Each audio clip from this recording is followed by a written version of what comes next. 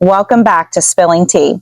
This is a space for honest conversations about life, work, and everything in between. And today's topic is one that I think a lot of us are quietly dealing with: workplace burnout. And before we get into it, I want to share something a little personal with you. I'm actually recording this episode while I'm on vacation in beautiful Duck, North Carolina, right here by the beach in the Outer Banks. It's kind of my happy place. So if you hear a little more calm in my voice, that's not an accident. This is what happens to me when I finally give myself permission to slow things down a little, breathe a little deeper, and just be present. Because there's something about being near the ocean that just feels different. The sound of the waves, the smell of the salty sea air, the slower pace. And even scientifically, being near salt water has calming effects. The ocean is rich in minerals like magnesium, which can help relax the body, ease tension, and support better sleep. Which honestly explains why the ocean feels a lot like therapy without the copay. Which in a way makes this episode feel a little ironic, but also really honest too. Because if I'm going to talk about burnout, I need to acknowledge something important. Stepping away from work physically and mentally is not optional. It's essential. And honestly, this isn't a new idea either. There's a verse in scripture that says, "Come to me, all you who are weary and burdened, and I will give you rest," in Matthew 11:28. Doesn't say push harder or figure it out on your own, just rest. Which, if we're being honest, feels slightly different from how most of us approach our calendars. And even the things that we love, like this space, deserve to come from a place of calm, not depletion. So this episode is me taking my own advice. Let's start by defining what burnout is, because it's one of those terms that gets used a lot, but not always correctly. Burnout is often misunderstood as just being really tired, but workplace burnout is not just being tired after a long day. It's not just having a stressful week where you say, wow, that was a lot, and then bounce back by Monday. Burnout is a state of chronic physical, emotional, and mental exhaustion caused by prolonged stress, especially when that stress feels constant, unavoidable, and honestly, never ending. Think of it less like a bad day and more like your internal battery slowly draining over time. Except unlike your phone, there is no low battery warning. There's no notification that says, "You've been overworking for 3 weeks straight. Would you like to power down now?" Nope. Just vibes and eventually a lot of confusion. Burnout builds gradually too. It doesn't arrive dramatically with a grand announcement like, "Hello, I am burnout and I have entered the chat." No, it's a lot quieter than that. It shows up in small ways. You start feeling more tired than usual. Your tired is even tired. Your motivation dips. You say, "I'll deal with it tomorrow," more often than you used to, until tomorrow becomes a lifestyle for you. Burnout affects the way that you think, feel, and function. Mentally, you might feel foggy, like your brain is buffering. Emotionally, you might feel detached or even numb. And physically, your body starts keeping score. You might find yourself feeling drained even after a full night of sleep, struggling to focus on things that used to feel simple, feeling disconnected or even indifferent toward your work, becoming less motivated, less productive, and sometimes less like yourself. And that last one is often the hardest to explain, because it's not just about work anymore. It's realizing that the version of you showing up every day doesn't feel like the version of you that you recognize. Now, here's where I think a lot of people get it wrong. Burnout isn't just about having too much work. If it were, we could just solve it by checking a few things off of our to-do list and calling it a day. Like, "Oh wow, I completed 3 tasks. Suddenly, I have emotional stability again." If only it were that easy, right? Now, burnout is a lot more complex than that. It usually comes from a combination of factors like feeling you don't have control over your work or your time, not knowing what's expected of you, or feeling like expectations keep shifting, constant pressure to perform without enough support, or feeling undervalued even when you're putting in real effort. And here's something that we don't talk about enough. A lot of us are actually rewarded for the very behaviors that lead to burnout in the first place. We get praised for staying late, recognized for going above and beyond, celebrated for always being available. We become the person that everybody can count on, which sounds great in theory until you realize that no one is counting on you to rest. There's no award for logging off on time. There's no standing ovation for boundaries. And it's that combination of pressure and lack of recovery, effort without acknowledgement, responsibility without enough control. And just to add a little perspective here, burnout doesn't happen because you couldn't handle it. It usually happens because you've been handling too much for too long without the space to rest and reset. So if anything, burnout isn't a sign of weakness. It's more like your brain and body filing a formal complaint. So we talked about what burnout is, and I think it's equally as important to talk about what it isn't. Burnout is not laziness. It's not lack of ambition or a failure to push through or something that you can fix with a single good night's sleep. We live in a culture that sometimes glorifies overworking, where being busy is seen as a badge of honor, where I haven't slept is somehow a new flex. Like if your calendar isn't fully booked, your inbox isn't overflowing with emails, and you're not at least slightly overwhelmed, are you even working? So when someone hits burnout, the response is often just take a break and get back to it. As if burnout is just a software glitch that you can fix by turning yourself off and on again. Have you tried closing all of your tabs? Karen, I am the tabs. Or you'll hear things like, maybe you just need a vacation. Because obviously 2 days off, one of which you spend doing laundry, is going to undo 6 months of chronic stress, unrealistic deadlines, and replying, just circling back to emails that you never wanted in the first place. But burnout doesn't work that way. It's not a temporary dip. It's not you being off your game. And it's definitely not a personal failure. Burnout is a signal, a sign that something isn't sustainable, that something in your environment, your workload, or your boundaries needs to change.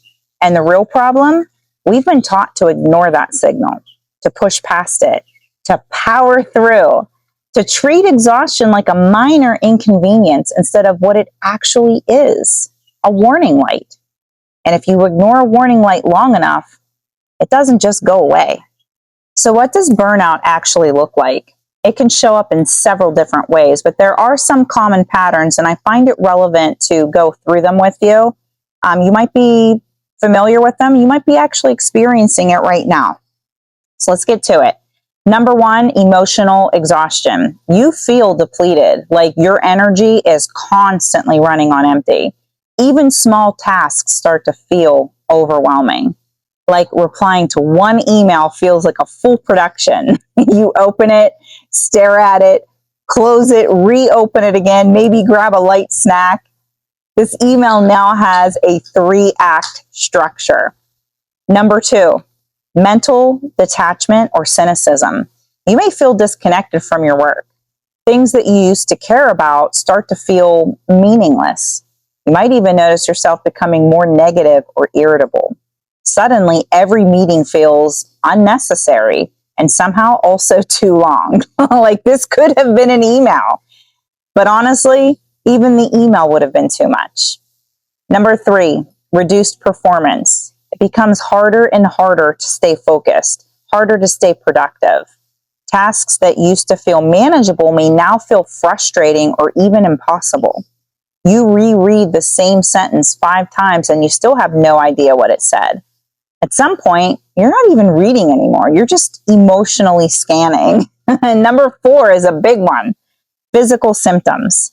Burnout doesn't just stay in your mind. It shows up in your body, like headaches, trouble sleeping, changes in appetite, constant fatigue. You're tired when you wake up, tired during the day, and somehow too tired to fall asleep at night. It's an impressive but deeply unhelpful cycle. And sometimes the signs are a lot more subtle, like Sunday starts to feel heavier than Monday. Not because Sunday is busy, but because your mind is already at work. You might notice anxiety creeping in by late afternoon, that I can't relax feeling, checking your email just in case and just to get ahead of the game, feeling your whole mood shift because the weekend is ending. You're technically off the clock, but mentally, you've already attended Monday. And then there's another one. You start sounding a little robotic. Somebody asks how you're doing, and your response is automatic. I'm fine. Everything's fine. Nothing to see here. Basically human, but buffering. If life had a loading bar, you'd be stuck at 73% for an uncomfortable amount of time. You keep showing up because that's who you are. You keep doing what needs to get done, but there's a disconnect between what you're saying and what you're actually feeling. On the inside, everything's fine, but on the outside, Windows error noise. And sometimes the hardest symptom to recognize is this. You feel like you're doing everything that you can, and it still doesn't feel like it's enough. That's not motivation, my friends. That's burnout.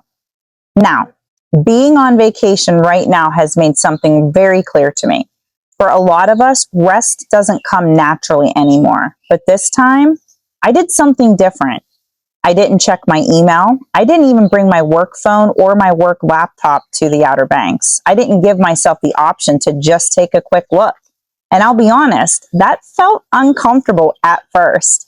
Vacation brain said, you need to relax, but my work brain said, are we even allowed to do that?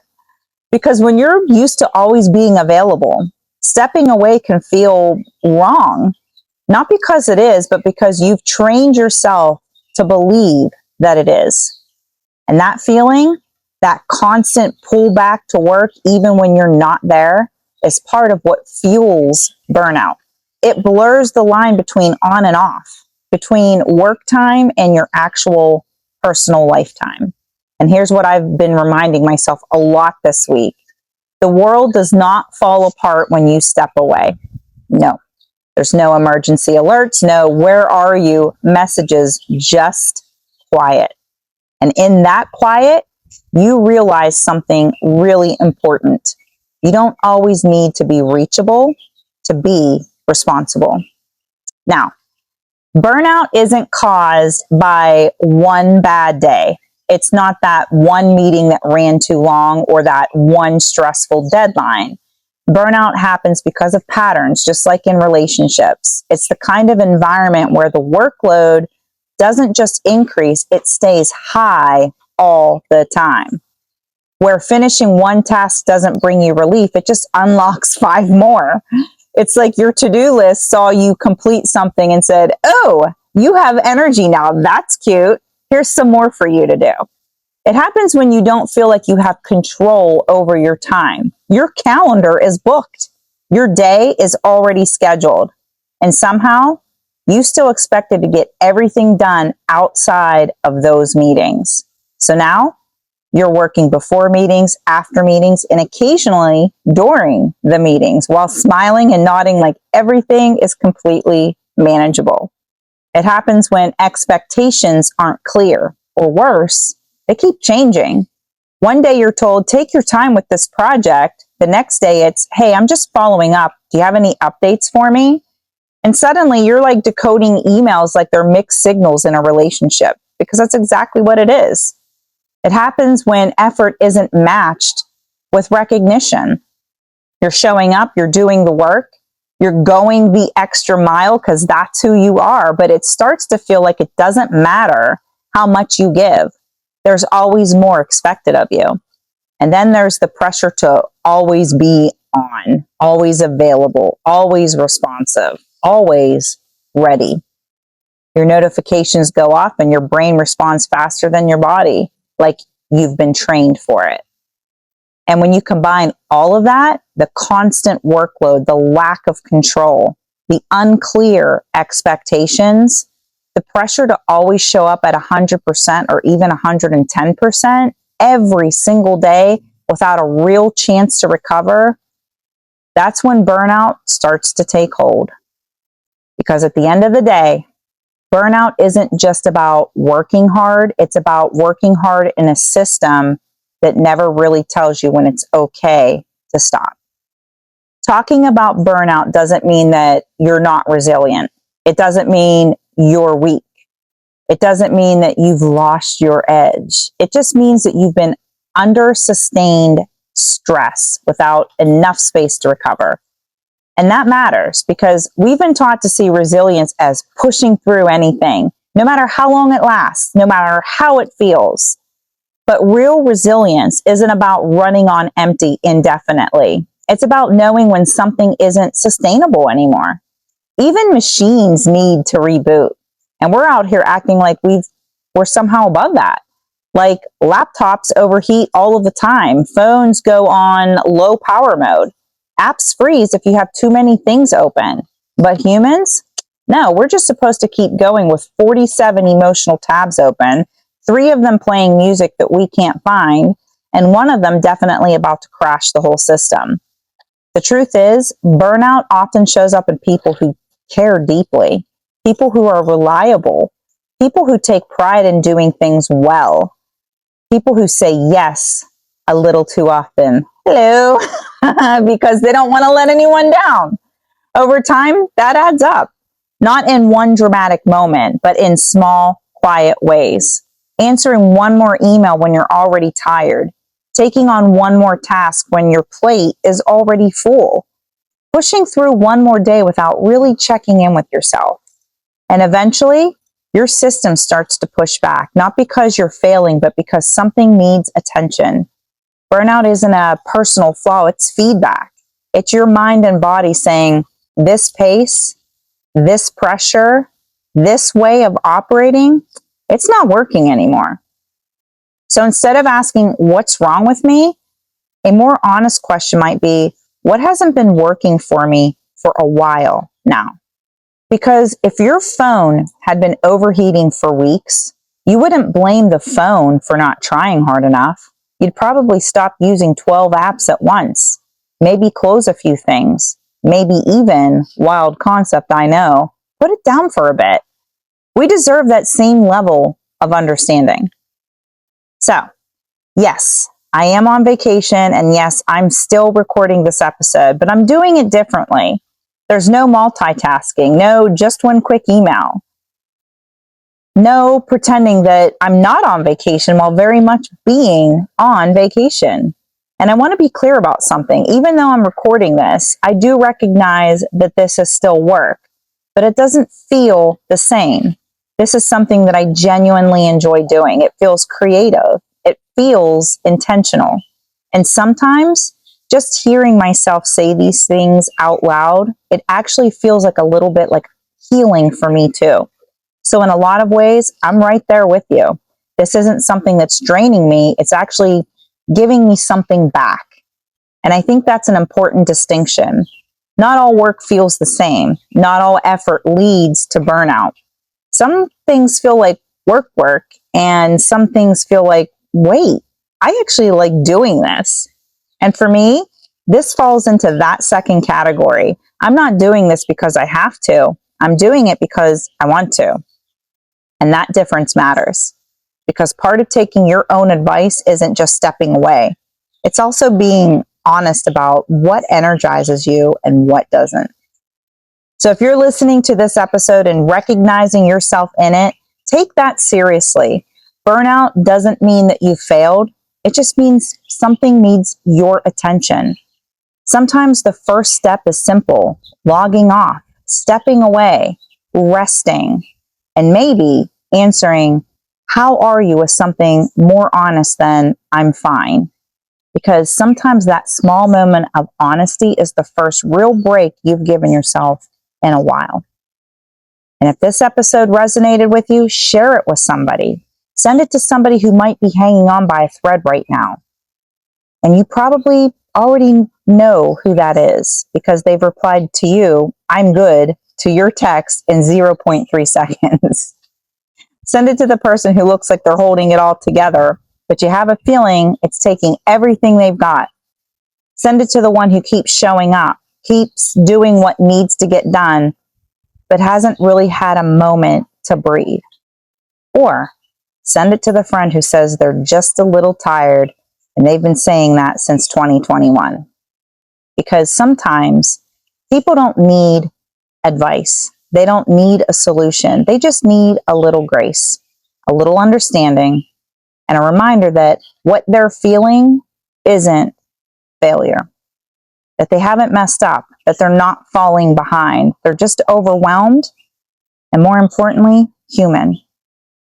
And honestly, sometimes hitting send on something like this is a lot easier than trying to say, hey, I think you might need a break.